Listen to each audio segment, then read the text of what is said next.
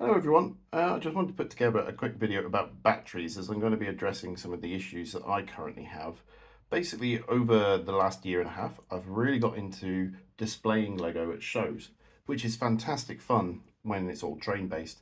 However, because these guys are running on battery, it means that buying up all these Duracells can cost a fair amount each time that we do a show. Now, most of you are thinking, aha, well, Simon, you just need to get yourself a bunch of these Energizer rechargeable AAA batteries and you're away. But there's a small problem with these batteries, and that's that they only have 1.2 volts each. You compare that to the regular Duracell AAA, which has 1.5, and there's a big discrepancy there. Now, it gets even worse when you remember that these are using up a bank of 6 batteries, which means that if we have 6 of the rechargeable batteries, we're only getting 7.2 volts instead of the 9 volts that we would get from the regular AAA batteries. Now, you might be thinking, well, why is that such a big deal? And it really does make a huge difference to the way that these locomotives run. You need a higher voltage and, more importantly, consistent voltage in order to get enough torque in the motor. Essentially, in this case, voltage is giving us torque from that motor. So if we can have that 9 volts, we're going to get good torque. We can run our trains nice and slow, good consistent speed. And we'll get fewer stalls as it goes around the track. It'll be able to push itself around corners without any sort of issue. However, when we've got lower voltage and using these rechargeables, it's almost the same as trying to run the locomotive on old batteries which have been run down. Okay, so if we can't use these rechargeable batteries, what are we going to use instead? Well, if you go on Amazon, you'll be able to find a rechargeable 9-volt battery like this. They're USB rechargeable, which makes them super duper easy to recharge on the go. If I'm at a show, I can take a big 20,000 milliamp hour power bank like this. I can just plug it in and I'm charging the battery. That can sit off to one side whilst I'm having the locomotives run. I can have a few batteries which I can change in and out, and it'll make life a lot easier. Also, because these rechargeable batteries all use lithium technology, the quality of the battery is a lot better, and also it means that the lifespan of the battery is a lot better as well. I'm going to be able to recharge this a lot more than what I'll be able to recharge a regular 9H type battery. Also, these batteries are a lot more intelligent than a regular battery as well.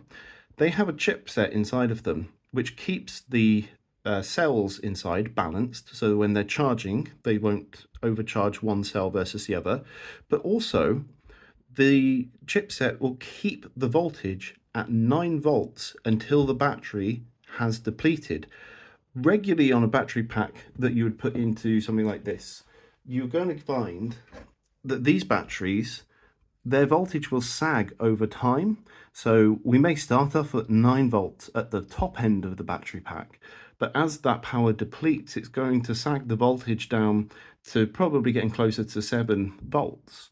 Then I said before, that's going to make a huge difference to the way that these locomotives perform. So having this battery, which is a lot more consistent, is going to be a lot better for us when running it in one of these trains. Now, I expect the observant of you has noticed one key issue. Square peg, round hole. This battery is not designed to go into the Lego powered up hub. So we're going to have to make some modifications. This is a standard Lego powered up hub. And if we remove the battery cover, we can see the battery tray inside. I'll pull that one out.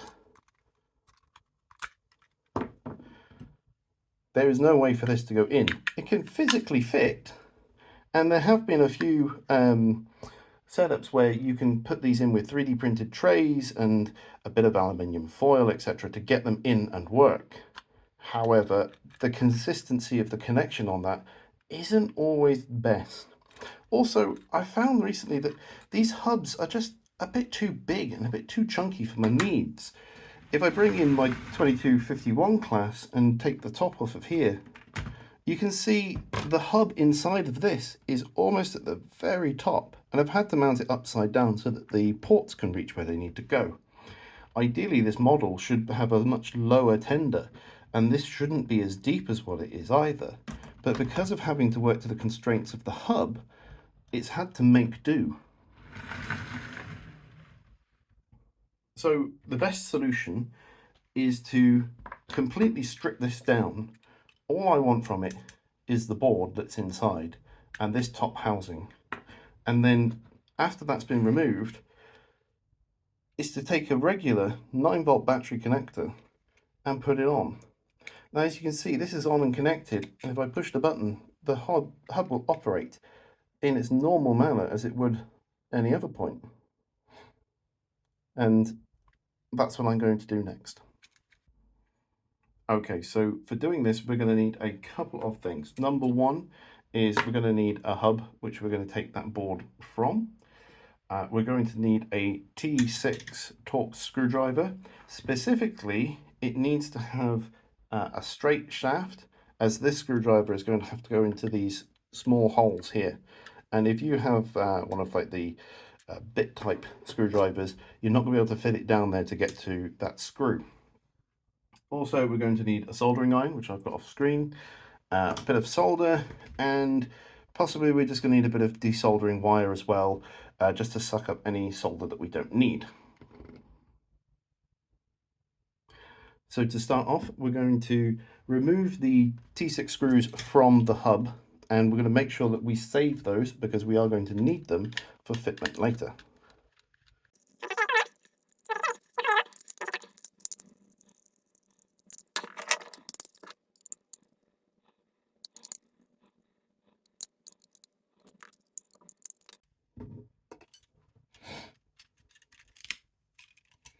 Now with the screws removed, these two are stuck in a little bit, I can remove this top plate. And you see there as well, the green button has also jumped ship. We're going to put that to one side, we'll use that later on. And next we can see this is the board which is inside our powered up hub. I'm just going to poke these two screws that are holding in. We'll need those later on. Now you would want to be careful when you remove your board, as the back end has these metal plates which go down. These are the pickups for the battery. You need to push these up and out. They're quite a tight fit, and usually this little plate here causes a little issue. It just catches on the plastic, but if you just ease it up from this point, you will find eventually it will start working the board upwards. Now that they've given out, I can pull the rest of the board free, discard that plastic piece, and I'm left with the two prongs from the battery. We're going to desolder these, and we're going to add a connector. So I've just bought myself a big bag of connectors from Amazon. They weren't very expensive. You might want to get them from somewhere like Wish.com or Alibaba, something like that. Very cheap and cheerful, same sort of thing. All we're going to do is we're going to solder our red positive onto the shorter terminal and our black negative onto the longer terminal. Now also, this plastic base is absolutely no use to us now because it's far too tall. We want that nice slender and thin one. I have here the bottom half from a 3D printed hub box. Now this actually comes as two parts, and I've already constructed all the top, but I just don't really see why I'd want to keep this 3D printed top when I can just reuse my nice Lego one, which has the clear cutout for the light as well.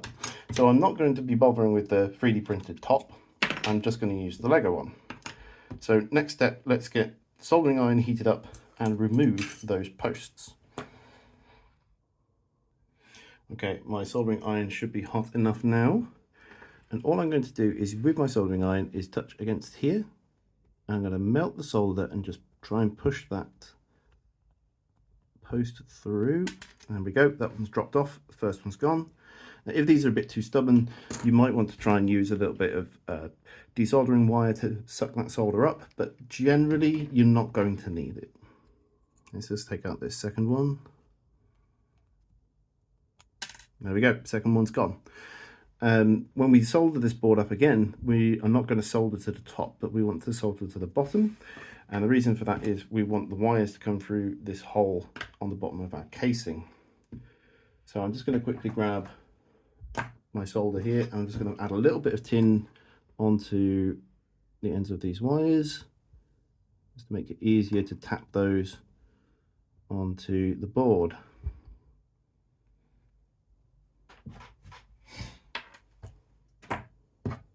Now this bit's going to be a little bit difficult to catch on camera, so I'm just going to very carefully put these on. So on the board, if you look at it from this direction, this is our positive terminal and this is our negative, where the positive was the one, the smaller short center one that came down.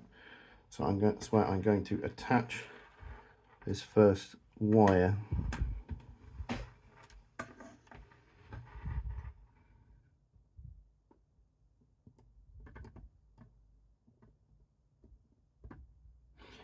Now, if the solder is a little bit insufficient there, we can just add a bit of our own as well.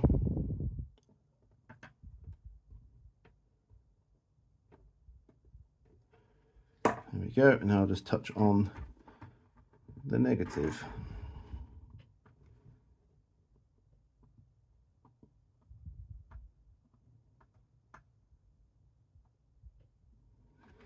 There we go.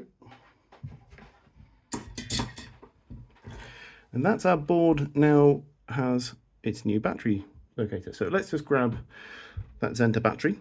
We must make sure that that positive cable is connected on the right side before you put this together. So all we need to do now is just connect on our Xenta battery. And if we pop this button, which is in the middle here, you can see that it's trying to connect to a hub. Okay, so to get this into a usable state, we're first going to take the printed base plate and find the section which has the dropped out U shape. That's where our sockets are going to go. So we're going to pass this battery connector through the center.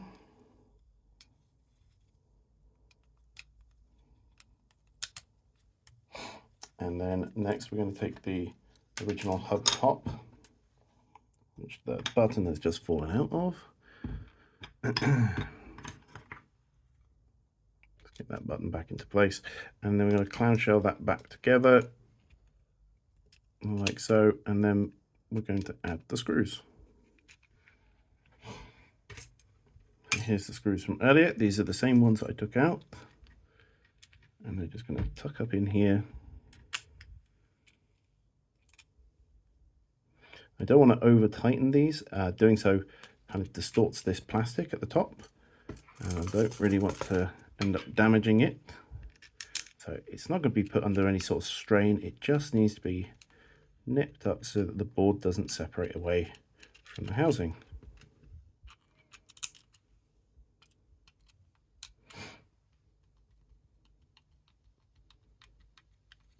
And that final screw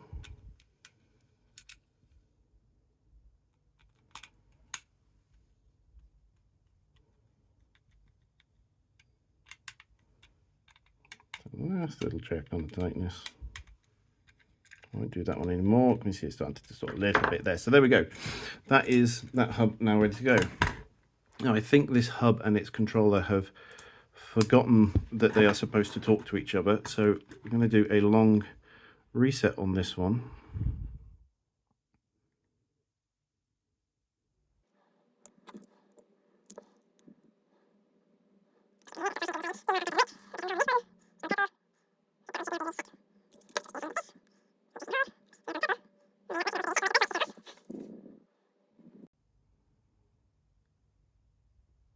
Okay, I'm going to push the hub and the control, and they have now synchronized. So just to prove that this is not all a hoax, we'll take off the back end of the Hogwarts Express here. Let's plug this onto one of the inputs, and we can see now just how nice and short and small that stack is on there. And which button? Maybe this one here. There we go.